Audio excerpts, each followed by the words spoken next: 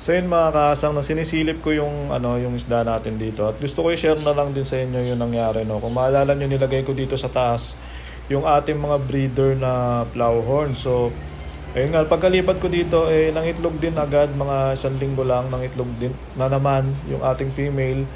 At ayun, no, medyo hinabol ko lang yan kasi late ko na nakita, hindi ko akalain na nangingitlog na.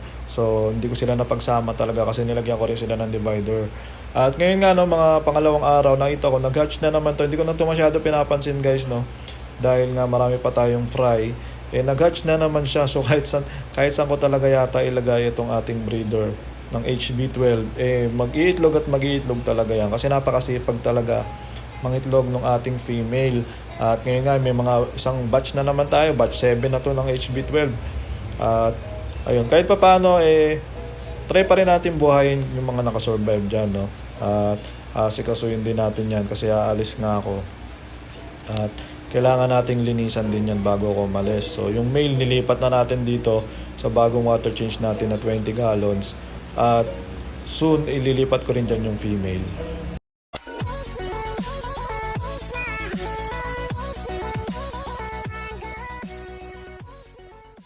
So yun mga kasang, no, naisipan kong gumawa ng video kasi alis kami bukas. At ayun nga, no, medyo busy rin ako at hindi ako nakakasagot agad doon sa mga gustong pumunta dito, yung mga gustong bumili ng fry. Yun nga, medyo busy kasi nga may lakad kami. So naisip ko na gumawa ng video kasi pine-prepare ko yung mga isda ko ngayon kasi ilang araw ako mawawala.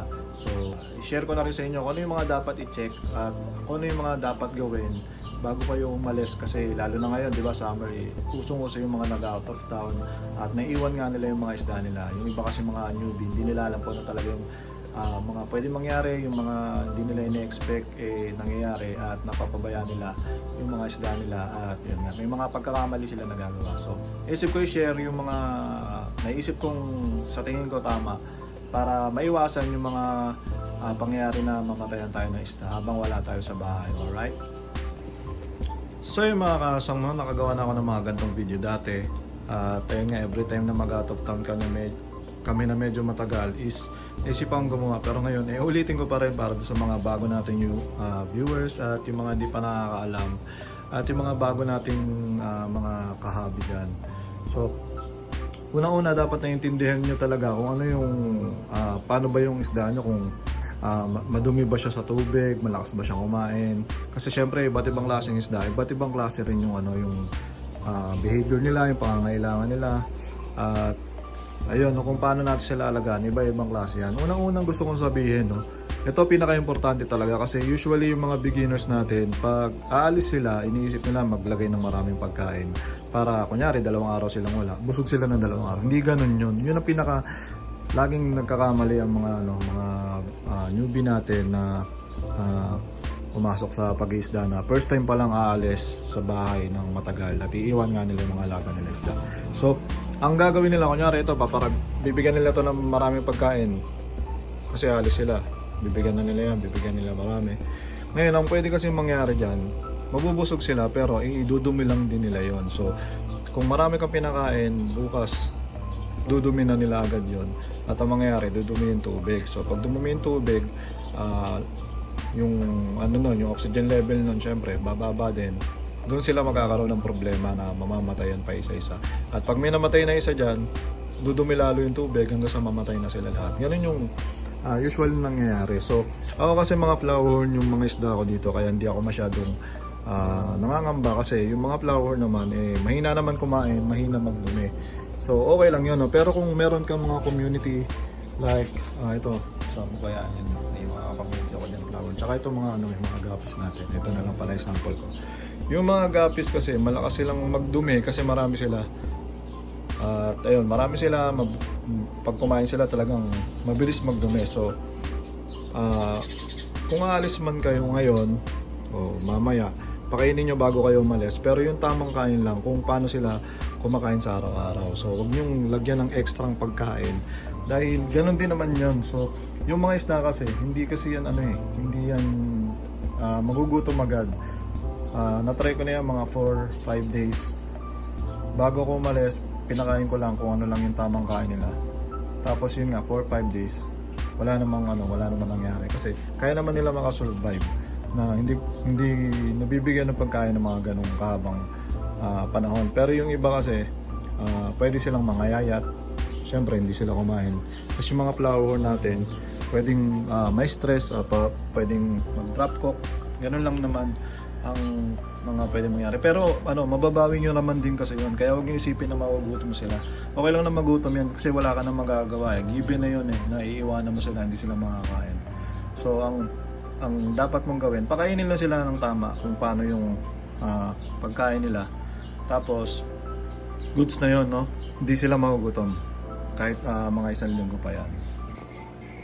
Pangalawa, yung filtration natin dapat i-check nyo, no? Lalong-lalo na sa mga kagaya ko na yung setup ko is isang pump lahat na yan. So once na bumigay yung pump natin, once na bumigay yan, kunyari may matanggal dyan, matanggal sa saksakan, may isang sumingaw na ganito, mawawala na lahat ng mawawala na lahat ng hangin yan, mawawala yung aeration niya, tsaka yung filtration niya kasi yan na rin yun.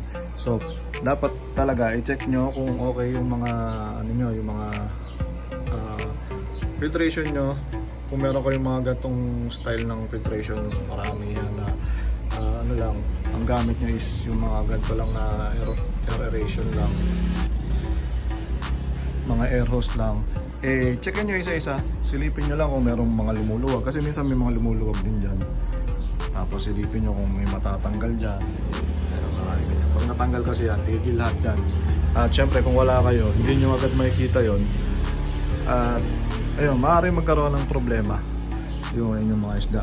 Tapos yung mga naman, ang mga overhead filter naman, checkin nyo lang din kung gumagana siya, kung barado siya. Yung yung filter box nyo, kung okay ba yung inlet dyan. Kasi delikado rin tayo, kunyari yung hose nyo na tanggal.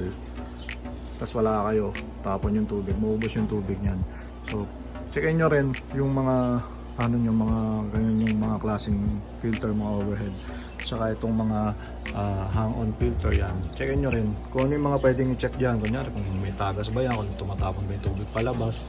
Kasi pwedeng maubos nga. Tapos yung mga saksakan niya, importante.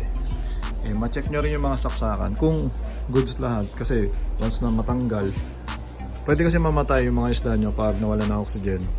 Lalo na yan yung mga malalaking isda na nasa maliit na aquarium. Mabilis maubos yung oxygen nun. So kailangan talaga nila ng aeration at yung filtration na rin para mapanatiling malinis yung tubig at makasurvive sila ng ilang araw kahit walang tao na tumitingin sa kanila. Alright? Tapos yun, ang pangatlong tip, bago kayo umalis, kung kaya nyo naman mag water change, i-water change nyo na para siguradong malinis yung tubig, no? Kagaya nito. Ito medyo hindi ko naman kailangan i-water change yan, pero siguro papalitan ko na rin at nabawasan na rin naman yung tubig. Ang gagawin ko dyan, pupunuin ko lang yung tubig, tapos yung iba dyan sa siphon ko lang yung dumi. Okay na yun kasi pag malinis yung tubig mo, aabot yan ng ilang araw bago pa dumumi yan. Kasi pag iniwan mo na madumi yan, talagang pwede talagang pagbalik mo sobrang dumi na at pwede na nilang ikamatay. Yun kasi ang mga nag-i-cause kung bakit na mamatay yung mga isda pag yung tubig natin dumumi. So yun nga dapat talaga inaalagaan. Ito lang ang ko dito, yung kinakabahan ako dito sa mga aking crayfish. Yung mga crayfish na nakuha natin doon sa farm. Ayan o. Kasi ang problema dito sa crayfish, wala kasi mapaglagyan talaga. So nilagay ko sila sama-sama dyan. Tapos pwede kasi mag-away-away yan. So hindi ko alam kung ililipat ko yan. At ayun, mag-water change nga ngayon. Yun lang naman yung mga sa tingin ko na dapat i-check natin bago tayo umalis. Yung mga sinabi ko kanina, huwag niyong pakainin na madami pag aalis kayo. Tapos pangalawa, check niyo yung mga filtration kung okay lahat. Lalo na yung mga ganitong multiple setup na air filtration. Tapos ayun nga, mag-water change kayo bago umalis. Tingin ko naman pag ginawa niyo yung lahat, sure na pagbalik nyo ay magiging goods na lahat ng mga isda nyo. Ayun, dami ko na magaganda flower dito. Ayan, mga pinapalaki ko. Grabe itong isa na to. Nagtatago na ako ng mga ng mga selected ko na fry na hindi ko ibebenta. Lalabas ko yan pag pag tamang oras na. So yun mga kasang, sana may natutunan kayo sa video na to. At yun, sa mga hindi pa nakasubscribe, subscribe na kayo sa akin channel. At huwag niyong kalimutan like, share, comment. At ayun, mga ilang araw lang naman ako mawawala, kaya hindi ako masyado makakasagot sa Facebook natin. Yung mga order sa akin na isda, pagbalik ko na lang sa Monday, pwede tayo mag-usap, alright? At ayun, sana nag-enjoy ka sa video na to. Maraming salamat sa mga nanood. Peace out! Shoutout po kay John Jericho Kapal.